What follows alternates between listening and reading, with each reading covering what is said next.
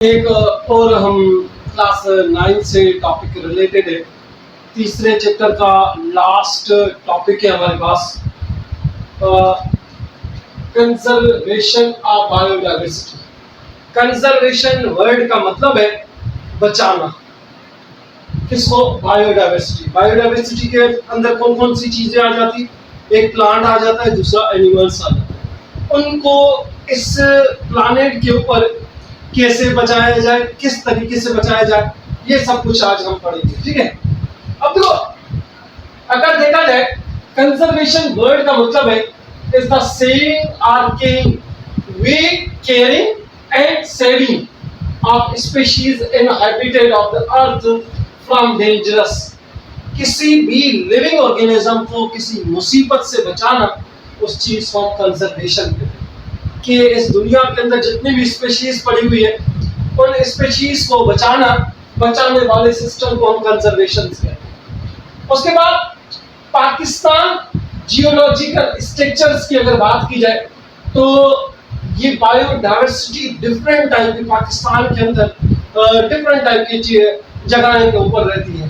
ठीक है। जैसे प्लेन्स हो गया, डेजर्ट हो गया, फॉरेस्ट हो गया, रिवर्स हो गया, या प्लेट्यूज हो गया, या अरबियन सीज वगैरह, या माउंटेन्स जो है हमारे पास कराकरम माउंटेन वगैरह है।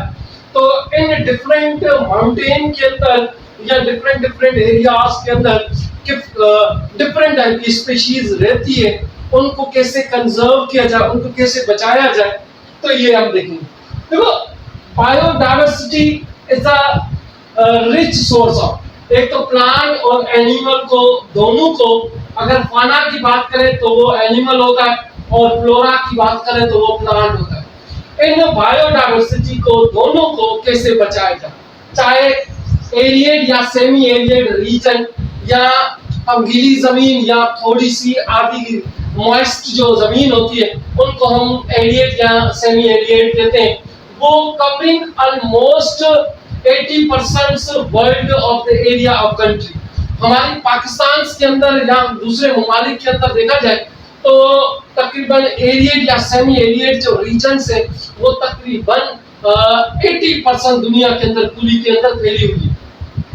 उनके अंदर प्लांट और एनिमल जो स्पीशीज है वो अपने आप को कैसे बचाती है, किस इस एंडेंजर्ड एनवायरनमेंट से बचा सकती है, ड्यू टू द हम डे बाय डे क्या कर रहे हैं, एक्सप्लोशंस कर रहे हैं। किसकी? Loss of natures. Loss of natures की मतलब है डिफरेंट टाइप की चीजें हम करा रहे हैं, उसकी वजह से ये बायोडाइवर्सिटी जो फाना और flora day by day decrease होती जा रही है। ठीक है। उसके अंदर अगर पहला देखो, इस बायोडाइवर्सिटी के अंदर बायोडाइवर्सिटी को डिक्रीज करने वाले हम खुद होते हैं।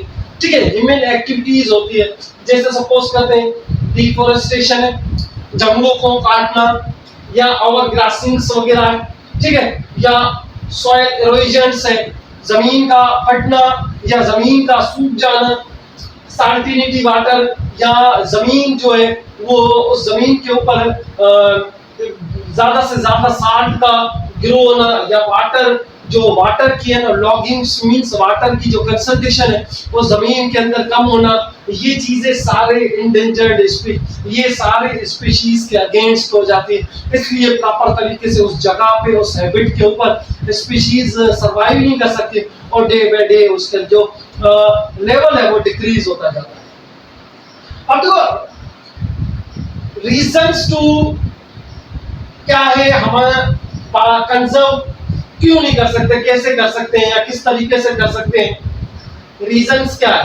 ह्यूमन जो इंसान की अगर बात की जाए, conserve biodiversity are get beneficial biological resources which are essential for life on अर्थ।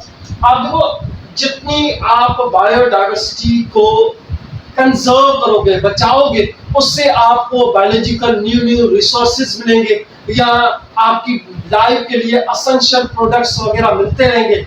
इससे आप लोग क्या करोगे, फर्स्ट क्या करोगे, आप लोगों को ज्यादा से ज्यादा बायोडाइवर्सिटी को बचाना। ठीक है।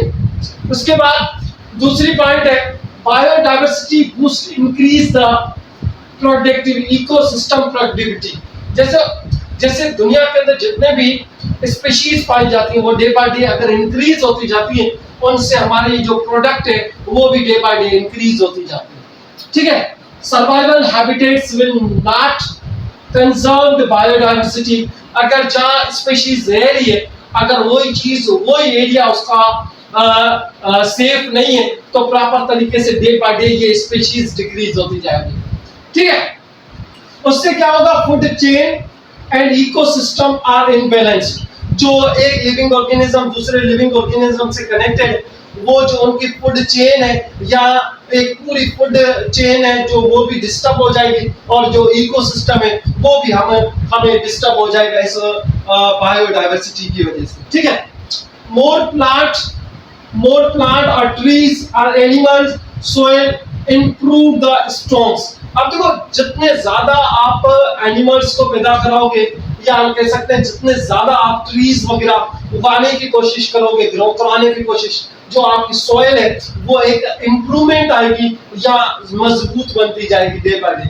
और जो लेस इरोजन है या ड्रॉट है या फ्लोटिंग वगैरह है, वो उनके होने के चांसेस जो है, ये जमीन का फटना या पानी का कम होना या पानी का जमीन के ऊपर ज्यादा होना, ये चीजें कम हो जाएगी अगर आप बायोडाइवर्सिटी को ज्यादा से ज्यादा ग्रो कराओगे।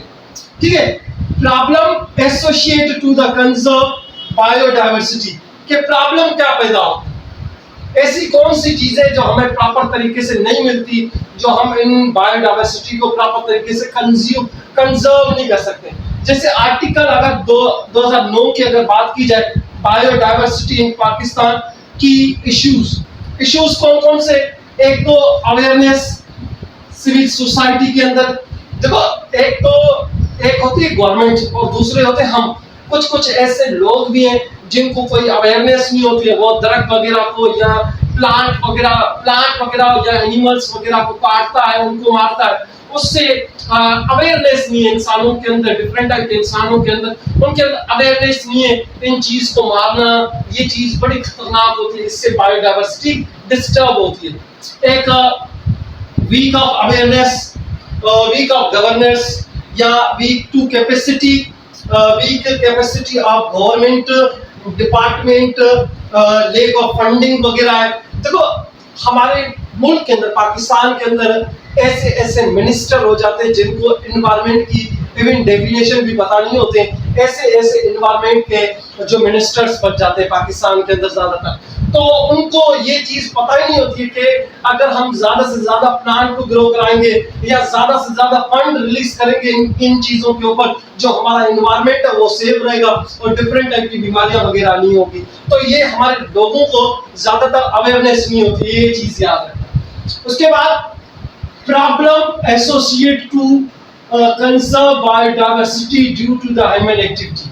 अब देखो, इंसान की एक्टिविटी से इस बायोडाइवर्सिटी के ऊपर नुकसान पहुंचता है। International union of conserve nature ने ये तस्लीम किया है कि ज्यादा से ज्यादा जो ह्यूमन एक्टिविटीज है उसकी वजह से हमारे जो बायोडाइवर्सिटी वो डिस्टर्ब होती है। जैसे इसका फुल फॉर्म है IUCN। जो देखो 75% जेनेटिक डाइवर्सिटी है ऑफ एग्रीकल्चर ग्लोब है, और वो हम गवा चुके हैं, लॉस कर चुके हैं। और 70% of the world's fishers are explored. जैसे आप लोगों ने ज्यादातर फिशरमैन देखे होंगे, जो मछलियां पकड़ने वाले जो लोग होते हैं उनको निकाल के उनको मारते हैं, तो उससे भी बायोडाइवर्सिटी वो भी डिस्टर्ब हो सकती है। Sorry, 1/3 coral reef are treat the extirpation। ये एक किस्म के ज़ूप्लैंक्टन है जो ज्यादातर आप लोगों ने निटेरिया या फाइलम पोलिफेरिया के अंदर कोरल रीफ के बारे में पढ़ोगे। ये किस्म के ऑर्गेनिज्म है जो जमीन समंदर की सतह के ऊपर रहते हैं, जो ज्यादातर हमारे इकोसिस्टम को मेंटेन करते हैं, या जो समंदर का जो इकोसिस्टम उनको मेंटेन करने की कोशिश करते हैं। ठीक है, कोरल रीफ के अंदर पॉलीपिप आ जाते हैं। पॉलीपिप एक किस्म के ऑर्गेनिज्म है जो मेंटेन करते हैं हमारे इकोसिस्टम को। अब देखो, ह्यूमन एक्टिविटीज के अंदर कौन कौन सी चीजें आती है जो इस बायोडाइवर्सिटी को डिस्टर्ब करने में हेल्प करती है। जैसे सपोज करते हैं फर्स्ट डिफोरेस्टेशन। डिफोरेस्टेशन वर्ड का मतलब है जंगलात को या दरख्त को काटना, उससे वो जगह खाली हो जाती, वहां पे इंडस्ट्रीज वगैरह या अर्बनाइजेशन का मतलब है वहां पे जगह डिफरेंट टाइप के बिल्डिंग्स वगैरह बनानी, तो हम अर्बनाइजेशन या इंडस्ट्रियलाइजेशन करते रहते हैं डिफोरेस्टेशन काट के।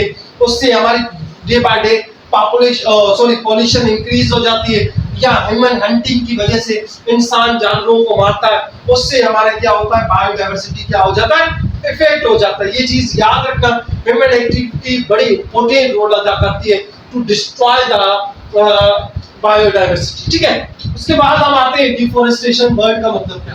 डिफोरेस्टेशन अगर देखा जाए तो दुनिया के अंदर, पूरी दुनिया के अंदर तकरीबन 31% जो है वो लैंड एरिया और प्लानेट वो इन दरख्त वगैरह या जंगलात से कवर हुआ है।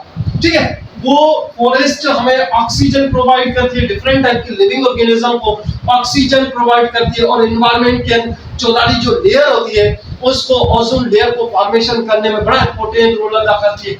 ठीक है, वहां पे डिफरेंट टाइप की स्पीशीज जो होती है, इंडेंजर्ड स्पीशीज, वहां उनका घर वगैरह होता है, वो रहती है प्रॉपर तरीके से। अगर देखो ये फॉरेस्ट हमें क्या क्या देती है, एक तो डिफरेंट टाइप के फूड देती है, फ्रेश एयर, क्लॉथिंग, मेडिसिन्स वगैरह, या डिफरेंट टाइप के लिविंग ऑर्गेनिज्म को शेल्टर भी दे देती है। ठीक है, ये एक और भी काम करती है फॉरेस्ट, जैसे फॉरेस्ट है हमारे एनवायरनमेंट के अंदर जो क्लाइमेटिक चेंज है, एनवायरनमेंट के अंदर कार्बन डाइऑक्साइड या दूसरे गैसेस का बढ़ना डे बाय डे, उससे क्या होता है उनको भी रिड्यूस कर देती है ये फॉरेस्ट। ठीक है, डिफोरेस्टेशन वर्ड का मतलब है कटिंग डाउन ऑफ ट्रीज, दरख्त को काटना, इस सिस्टम को हम क्या कहते हैं, डिफोरेस्टेशन कहते हैं।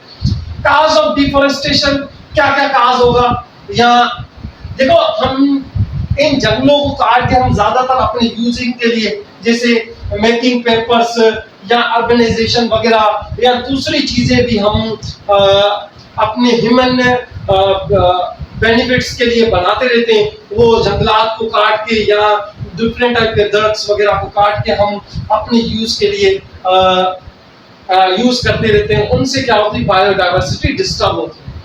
ठीक है, इफेक्ट ऑफ डिफोरेस्टेशन, इफेक्ट क्या होगा, ग्रेट लॉस ऑफ बायोडाइवर्सिटी, ज्यादा से ज्यादा दुनिया के अंदर जितने किस्म की स्पीशीज है उनको आप लॉस करने की तरफ जा रहे हो, और increase the atmosphere concentration, green house effect, या डिफरेंट टाइप की दुनिया के अंदर जितनी भी गैसेस हैं वो एनवायरनमेंट के अंदर डे बाय डे इंक्रीज होती जाएगी, उससे हमारा एनवायरनमेंट खराब होता जाता है। ठीक है, और ग्लोबल वार्मिंग होती है, टेम्परेचर हमारे जो हाई हो जाता है, उससे ग्लेशियर्स जो है जितने भी वो मेल्ट यानी कि पिघलने लगते हैं, उनसे सी लेवल जो है वो हाई हो जाता है या अबव हो जाता है, उससे ज्यादातर हमारे मुल्क के अंदर फ्लडिंग वगैरह आता रहता है। ठीक है, इंडेंजर्ड स्पीशीज, एग्जिस्टेंस स्पीशीज, देखो दुनिया के अंदर जिन स्पीशीज का रेशियो कम हो जाता है उनको हम इंडेंजर्ड स्पीशीज, जिसकी पहले जमाने के अंदर बहुत सारी